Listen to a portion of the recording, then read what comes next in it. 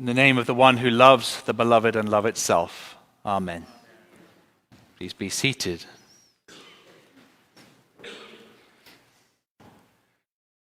There's one homiletical theory that you shouldn't tell stories about yourself, so I won't do that. I'll tell stories about somebody else. This guy I know. I know this guy, and let's just say he went on vacation to a Caribbean island recently. This guy did. And it's after a long period of having taken on a new job. Let's just say he became the dean of a cathedral in the middle of the pandemic. And there was lots going on. And it's been a busy and hectic time. And he went away to this Caribbean island. And there are a number of things he wanted to do. It was a bit of a working vacation, but also wanted to kind of relax and center and connect with himself. And so he did that. And then found himself to be avoiding that for the first part of the trip, not wanting to slow down, connect with himself, and pray particularly. And I think what he was doing was just acknowledging that some of the stress of the previous year was too much to look at. I don't want to go there. Oh no, he doesn't want to go there. He didn't want to go there. He didn't want to look at the uncertainty, the ambiguity, the complexity, the weirdness of what he'd been going through. So he went and got a cocktail, went snorkeling, and had dinner, and avoided all of that. Until after a while, the nagging feeling of the need to slow down and sit and contemplate became too much. So one night just after dusk, he went to the beach and sat down and looked out at the sea and heard the waves crashing gently and fell into the kind of the breathing pattern that he has for meditation, and found that he could encounter the darkness and the difficulty of all of those experiences and pray about them. And the same thing happened that normally happens when he manages to slow down enough to do that, which is that he recognizes in the middle of the difficult, dark moments the presence of God. Because God seems to be there already. God seems to be in the midst of the darkness somehow. And after a moment, some of that difficulty just dissolved. And he was left with a sense of the presence of God and his belovedness. At which point I got up and started walking out of the beach. And then I have this strange thing. If this occurs to me, if this prayer pattern happens for me, I tend to want to acknowledge it somehow. And I do it in a slightly embarrassing way. So I look around and see if nobody's there. I don't want anybody to be around. I just like to stop and pause and kneel for a moment and acknowledge that I think I've encountered something holy. So I did that. Knelt, acknowledged the moment, and then walked back to my apartment. I wonder what prayer life is like for you. I wonder if you have that experience ever. The features that I want to describe in terms of that experience are that I really wanted to avoid it. I didn't want to go there. And that's partly because there was too much darkness to look at. Why do that? Let's just carry on with avoidance. And yet, whenever I do that, whenever I do stop, pause, look at the darkness, I do often find the divine present in those moments, God present for me in those moments. And if I just stop long enough to open myself up to it, I begin to recognize I'm loved. Now, I say all of this because we have gone through a strange year, and it's continuing. I've begun to notice a number of my friends and loved ones struggling with depression, anxiety, substance abuse. I don't know if you've had that experience too with friends and loved ones, or maybe yourself. I was talking to my spiritual director this week and saying, is everybody that's coming in talking to you having the same experience? And she said, oh yes, everybody. And then she shared an acronym with me, VUCA, Let me see if I can get this right. She said that we've been going through a period of VUCA, volatility, uncertainty, complexity, and ambiguity. And that sets us all off. That makes the whole world complex.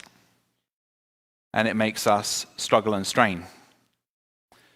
And it's in those moments when we are facing this volatility, uncertainty, complexity, and ambiguity that we do need to face it, acknowledge it, and look for God even in it.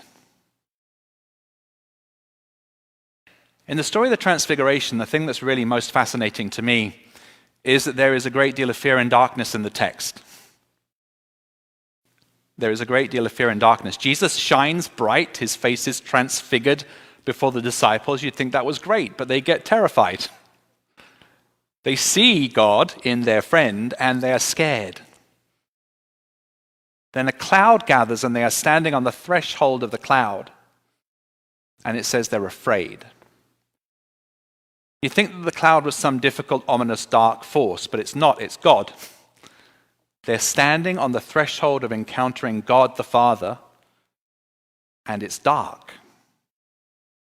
And they are overwhelmed, and they're afraid. Just like we might feel when we get to the threshold of our prayer life, to the edge of really being honest with ourselves about who we are or what we're going through. But they stay in that moment, and they enter the cloud, they're enveloped by the cloud, and they hear a voice saying, "Here is my son, the beloved. I'm pleased with him." Actually, they don't say that. He says, "Listen to him. Listen to him. This is my son, the beloved. Listen to him." In the middle of that encounter with the overwhelming presence of God, which is terrifying, once they get over that threshold, they're able to hear the fact that they're beloved and cherished. We're standing on a number of thresholds right now. There is a very simple liturgical threshold of Lent. It's Ash Wednesday on Wednesday. That makes sense. Ash Wednesday is on Wednesday. And we're going to enter into a period of liturgical darkness. Liturgical darkness in which we're invited to look at ourselves more deeply. So we have this story of the Transfiguration just before that happens, so that we can be reminded that the light of Christ is going to go with us into the darkness, and that yes, you're meant to encounter your darkness. That's the point of Lent. And it might be scary, but in it you will discover that you're a beloved child of a loving God, if you're willing to do that work. We're standing on that threshold. We also are standing on another threshold which didn't feature in my sermon when I was preparing it on Wednesday. But on Thursday, Russia invaded the Ukraine, and we are standing on the threshold of uncertainty in the continent of Europe again, and uncertainty in our world. We don't know what's going to happen next. There are stories of courage and valor coming out of Ukraine. There are also some real uncertainties about what Russia's going to do and how we're going to respond. We stopped and paused on Thursday night here in the cathedral, said evening prayer, to pray for peace in Ukraine. We used the familiar words of evening prayer because we thought that they might comfort and help us. I'm not sure if I was saying to God, could you miraculously make this stuff stop happening? That wasn't the content or the purpose of my prayer. I was wanting to recognize that God is still there and in the world, even though the world is full of uncertainty and ambiguity right now. So we're standing on the threshold of Lent, the threshold of uncertainty in Europe, and you're probably standing on a personal threshold yourself of your own shadow, your own darkness, your own fears and anxieties from the last year and a half, perhaps even things that go back further.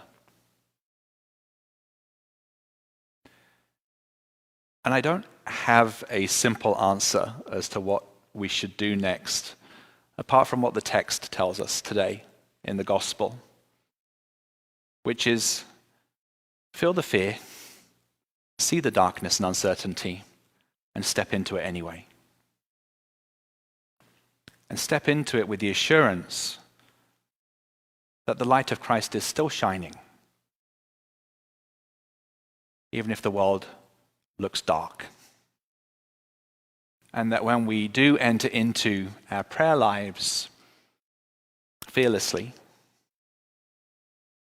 that we might discover ourselves to be beloved children of a loving God.